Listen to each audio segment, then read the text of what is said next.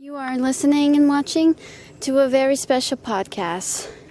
Here we continue more with Lola and Nikita. Enjoy. As they were walking down, they looked like they were going to reach the end, but no.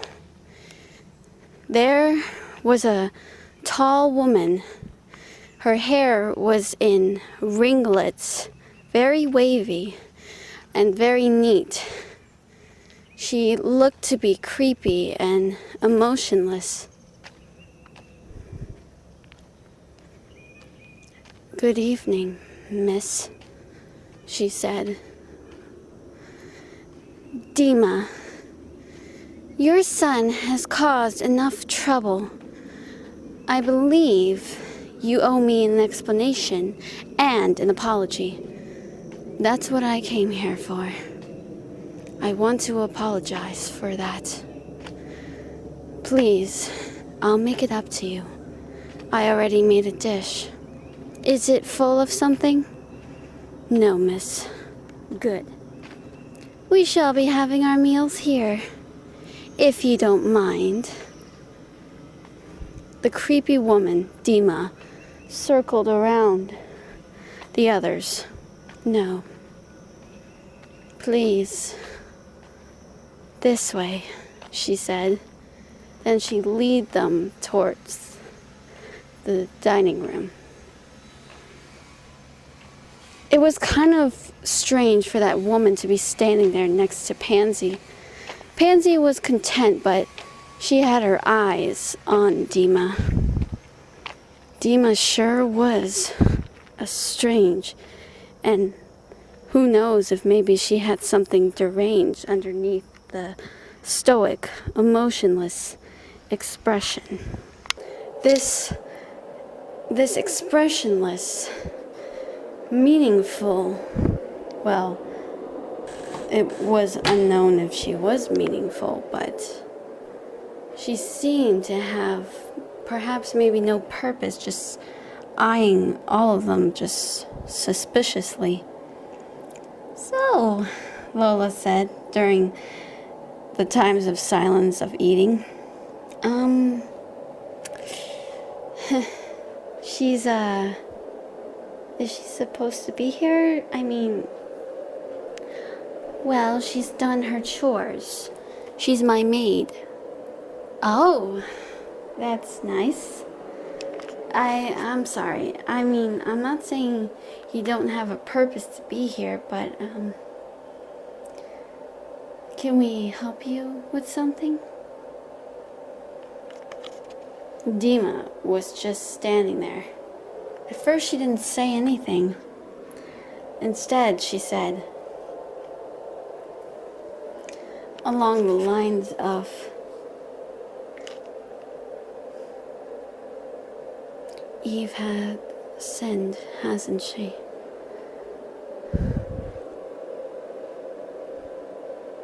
God created woman, and then the raven came, and then there was sin. She sinned.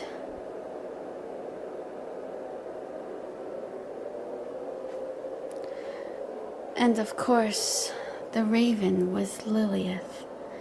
The serpent herself, Lilith, was nothing more than just an evil, evil lady that seduced both Eve and Adam, and the corruption had begun." This made Pansy annoyed. "That is not what it says in the Bible. Lilith was part of the other Bible, of the other religion." Stop saying other religion. Religion comes in all different forms, except those two. I pray for them that they will find the Lord. They never asked for this, Dima. I'm good with the Lord, except when you murder. Dima, I don't want to hear any more of this. Please.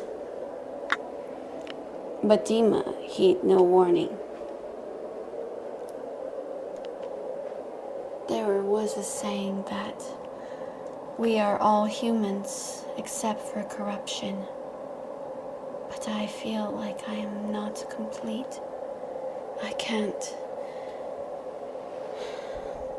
can taste, see, touch, but I can't experience pleasure. I want to feel something.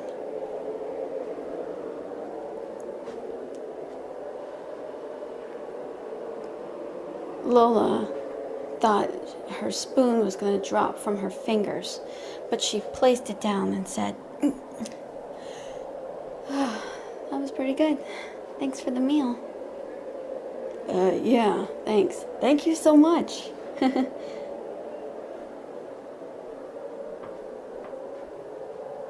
Yeah, we're gonna go. I'm not finished eating, but you go on ahead. Just don't separate yourselves. Protect yourselves with your cursed gear. Right this minute, got it?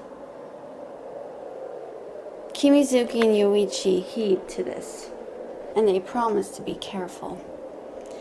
Pansy let out a deep sigh. Once Pansy was done eating, she managed to find them and they continue on. During this time, Lola stopped for a moment when she heard Yoichi gasp. He was letting out a soft squeaks. He looked behind and saw Dima. She had her hands around his waist.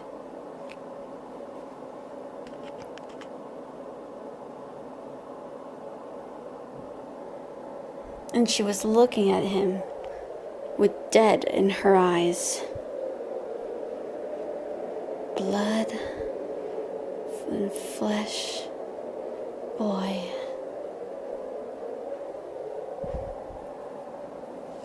Precious, precious little prince. Precious little prince. Precious little prince, Dima was saying. You are complete, while I am not. Kimizuki got his curse gear ready. Hey, listen. Let him go, now. Dima released Yoichi, and instead she put her hands on Kimizuki's shoulders.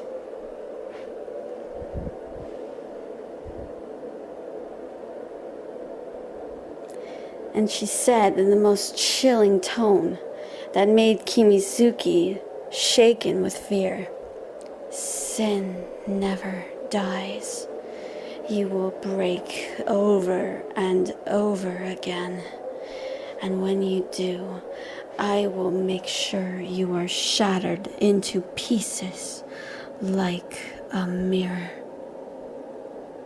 Broken glass all over. All over." Lola managed to take Kimizuki and protect him. "Stay behind me. There is something wrong with her," she whispered. "You're no kidding." Pansy said, "Dima, what did I just say?" Dima did not heed. Instead, she turned over and she looked up and saw herself in the looking glass mirrors. That's when she let out a scream, a bone-chilling scream, and she was clutching at her head. She couldn't stand looking at herself.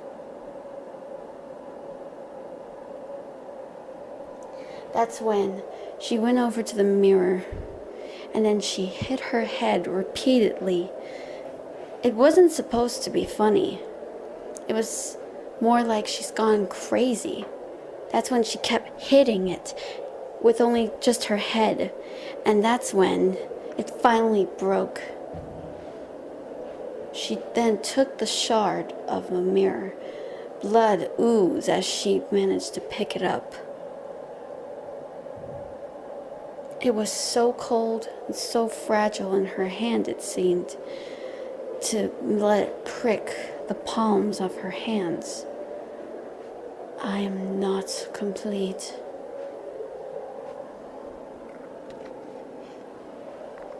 That's when something changed into her. Blood, flesh, human. You two vile creatures. You allow those demon curses into your filthy bodies again and again because you are allowed to do that.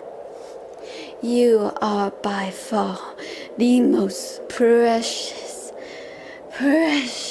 little prince.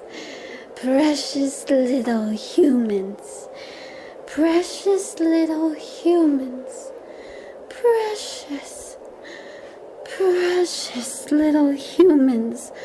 Why is it that Pansy always had an interest? The skin was ripped from her back. The way that Coretto instructed his soldiers to violate the shoulders on your sides as you were bound, gagged, and your cursed gear was removed. You couldn't break free, even if you tried. She's crazy. What the hell? Why do you think Pansy wanted to protect you so much? Why do you think she's protecting you all this time? She may be merciful, but she's not exactly sane. And by far, the Fury family is not the most emotionally stable, nor they are psychologically. Physically, they may seem clean, but deep down they have been ravaged and peeled away of their innocence. I want to preserve you, Shiho Kimizuki, and I'm going to make sure Lola Nikita is here to see this. That's when she let out an eerie, chilling laugh.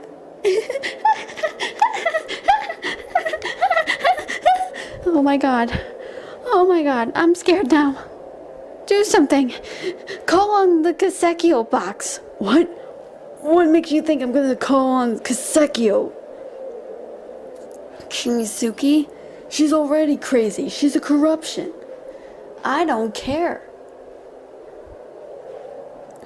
I don't care if she's going to kill you. I'm going to make sure this doesn't happen. Are everyone of the corruption is deranged like this?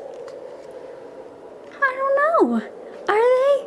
She warned us that not all of them are all our friends.